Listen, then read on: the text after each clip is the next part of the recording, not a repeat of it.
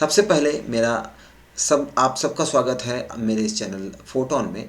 और अगर आपको ये वीडियोस पसंद आते हैं तो इन्हें लाइक करें, अपने दोस्तों के साथ शेयर करें और मेरे रेगुलर अपडेट्स पाने के लिए इस चैनल को सब्सक्राइब करें। तो आज हम क्या बात करने वाले हैं, चैप्टर की शुरुआत में ही सबसे पहले हम जानेंगे कि फ्यूल्स क्या होता है। फ्यूल्स ऐसे सब्सटेंसेस हैं जिनको हम यूज़ करते हैं एनर्जी पाने के लिए।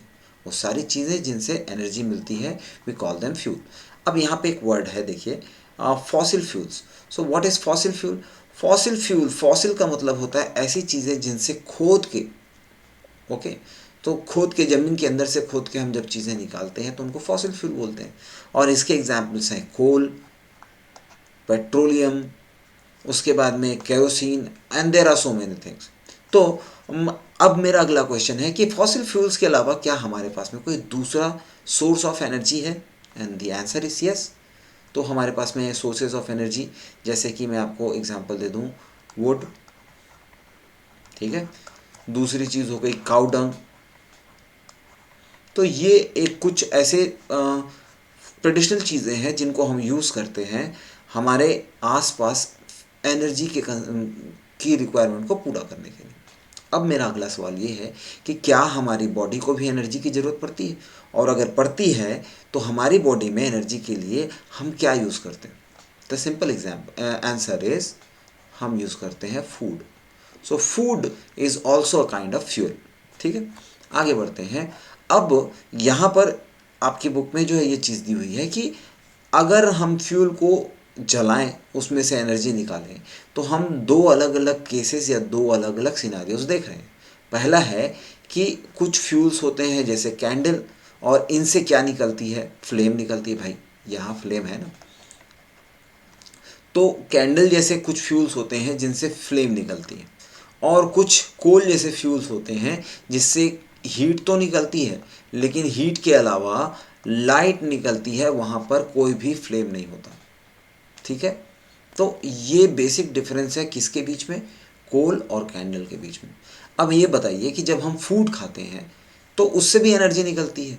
तो हमारे पास में दो क्वेश्चन है। पहला, क्या उससे फ्लेम निकलती है? Do you see any flames in your stomach or around you?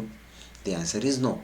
अब सेकंड क्वेश्चन है कि क्या हम जो फूड खाते हैं उससे हीट भी निकलती है? अगर आपको ये आंसर पता है तो नीचे कमेंट सेक्शन में बताइए। चलिए आगे देखते हैं कि ये जो भी बर्निंग का प्रोसेस है, कोई भी फ्यूल जो है वो एनर्जी रिलीज करने के लिए उसको क्या करना पड़ता है? बर्न करना पड़ता है। Have you heard of burning calories? आप देखिए, आप जब जिम में जाते हैं और आप जब बहुत सारा पसीना बहाते हैं, देन यू से कि I have burn so many calories today. तो ये जो बर्निंग का जो प्रोसेस है, इस प्रोसेस का जो सबसे इंपॉर्टेंट पार्ट है वो है एयर।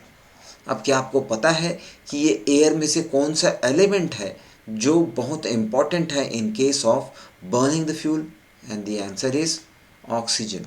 ठीक है, तो क्या होता क्या है कि ये जो जो भी जिस प्रकार के फ्यूल्स हैं, उन फ्यूल्स को जो है हम जब बर्न करने की कोशिश करते हैं तो वो ऑक्सीजन को एटमॉस्फेयर से, एयर से उस ऑक्सीजन को ले लेता है, और वहाँ से वो उससे रिएक्ट करने के बाद में एनर्जी एनर्जी ओके, और एनर्जी के साथ साथ स्मोक, या स्मोक ना दे तब भी कुछ ना कुछ उसके रेसिड्यूज निकलते हैं, कुछ ना कुछ उसके बाय प्रोडक्ट्स निकलते हैं। जब आप कार चलाते हैं तो कार से धुआं निकलता है, जब आप घर में लकड़ी जलाते हैं तो लकड़ी से भी धुआं निकलता है। So there are so many things. ठीक है, तो यहाँ पर जो इम्पोर्टेंट फैक्टर है वो ये है कि किसी भी बर्निंग प्रोसेस को स्टार्ट करने के लिए हमको O2 की चाहिए, O2 की ज़रूरत है। और किसी भी बर्निंग प्रोसेस के ख़त्म होने पे जो प्रोडक्ट निकलता है वो क्या है? CO2 या कार्बन डाइऑक्साइड। उसके साथ में हीट भी निकलती है, और कभी कभार उसके साथ में लाइट भी निकलती है। अब देखिए, कभी कभार मैंने इसलिए कहा क्योंकि जब हम फूड खाते हैं तो उससे कार्बन डाइऑक्साइड तो निकलती है, we are breathing in oxygen, we are breathing out carbon dioxide, लेकिन लाइट प्रोड्यूस नहीं होती। चलिए, अब क्या ये केमिकल प्रोसेस है? हम लोगों ने पिछले कुछ चैप्टर्स में पढ़ा था कि एक फिजिकल प्रोसेस क्या होता है और एक केमिकल प्रोसेस क्या होता है। फिजिकल प्रोसेस स्टेट के चेंज होने को कहते हैं, और केमिकल प्रोसेस ऐसे प्रोसेस हैं जिसमें उसका जो फंडामेंटल स्ट्रक्चर है, दो इंग्रेडिएंट्स मिलके जो प्रोडक्ट बनाते हैं वो उनमें से किसी भी इंग्रेडिएंट जैसा नहीं होता, then we have chemical process. तो अब केमिकल प्रोसेस में क्या हो रहा है कि वो रिएक्ट कर रहा है किससे, reacts with oxygen O2 to give heat, और ये जो प्रोसेस है ऑक्सीजन के साथ में रिएक्ट करने का, इस प्रोसेस को कहते हैं कंबशन। ओके, और जो भी मटेरियल, भाई अगर मैंने मान लीजिए आयरन ले लिया, अब आयरन के ऊपर नीचे, तो आयरन के नीचे मैंने आग जलाई और आयरन के ऊपर मैंने रोटियां सेकनी चालू कर दी। अब आप बताइए कि क्या रोटी सेकने से आयरन जलता है? Obviously no. So there are certain materials which are combustible and there are certain materials which are not.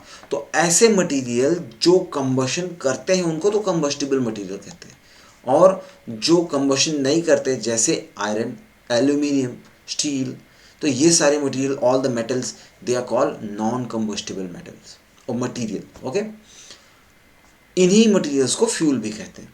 चलिए आगे बढ़ते हैं। और द फ्यूल में भी सॉलिड, लिक्विड और गैस। तो चलिए फिर एक एक करके हम नाम लिखते हैं। सॉलिड फ्यूल्स क्या क्या होते हैं? सॉलिड फ्यूल्स क्या क्या होते हैं?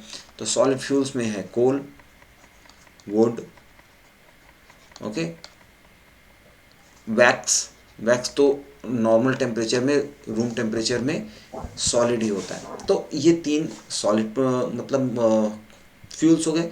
अब हम बात करेंगे लिक्विड फ्यूल्स की, QUID, लिक्विड फ्यूल्स की। यहां पर है LPG। आपको फुल फॉर्म पता है तो नीचे कमेंट सेक्शन में आप इसका फुल फॉर्म भी बताएं। ओके, LPG हो गया, केरोसिन हो गया, पेट्रोल हो गया, ये सारे लिक्विड फ्यूल्स हैं। और गैसियस फ्यूल्स, तीसरा और लास्ट गैसियस फ्यूल्स। तो गैसियस फ्यूल्स क्या क्या हो सकते हैं? भाई आप लोगों ने कभी मेथेन का नाम सुना है?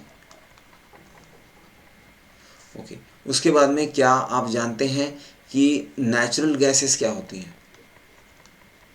तो ये नेचुरल गैस, ये एक्चुअली में गैसियस फ्यूल्स हैं। और अगर मैं लिक्विड पेट्रोलियम गैस या LPG की बात करूं तो ये भी लिक्विफाइड, मतलब ये है कि गैस को कन्वर्ट कर दिए हैं हम लोगों ने लिक्विड में, बट एक्चुअली इसको कैटेगरी में डालेंगे किसके?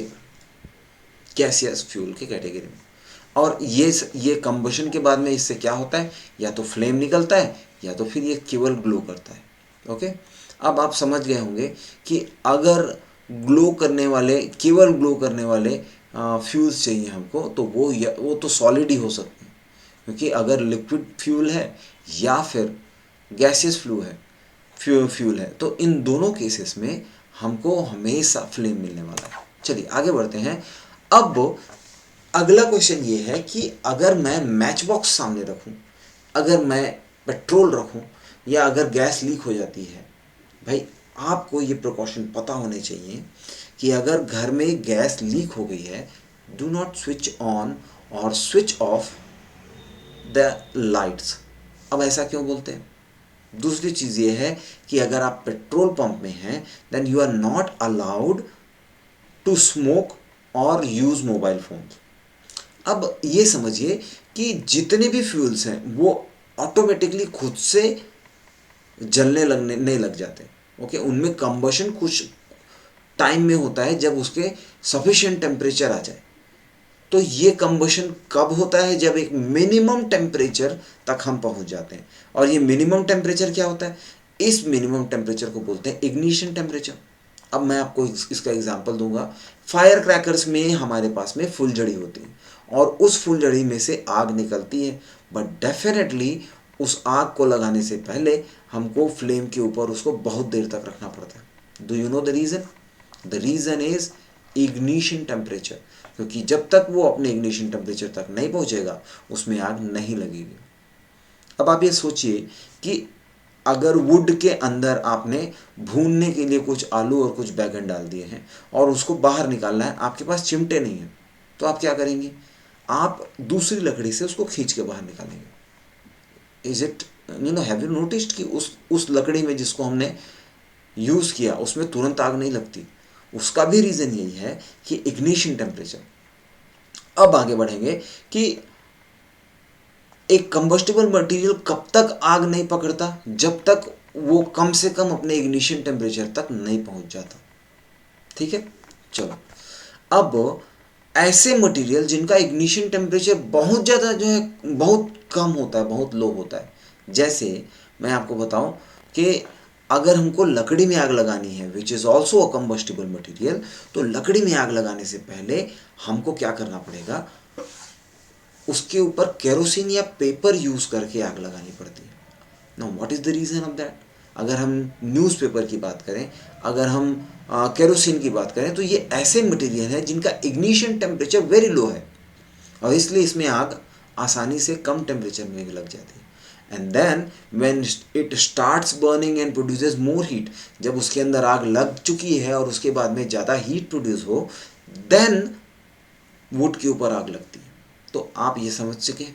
अब ऐसे सारे मटेरियल जिनमें बहुत लो टेम्परेचर में भी आग लग सकती है, इनको क्या कहते हैं? Inflammable material. एग्जाम्पल है petrol obviously, and then kerosene, diesel.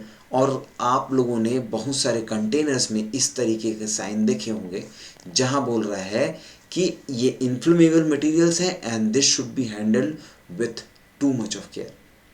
चलिए आगे बढ़ते हैं। अब ये इस फर्स्ट चैप्टर के लास्ट पार्ट में हम बात कर रहे हैं और ये बात है कि how do we control fire.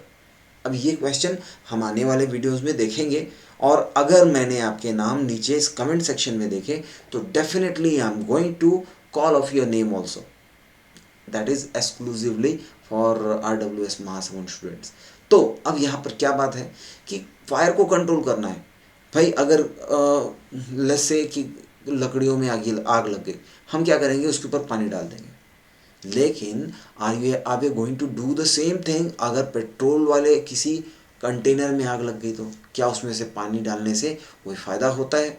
ये जो आप नीचे स्क्रीन में देख रहे हैं इसमें क्या है कि ये फायर एक्सटिंग्विशर हैं और इसके अंदर क्या होता है और इसको यूज़ कैसे करते हैं, ये सारी चीज़ें हम सीखेंगे। लेकिन आपको वेट करना पड़ेगा मेरे नेक्स्ट वीडियो का। तो तब तक के लिए आप इस वीडियो को लाइक करें, शेयर करें और सब्सक्राइब कर लें। Thank you. मेरा नाम है Abhinav Toshanshu Pandey and I am gonna teach you physics.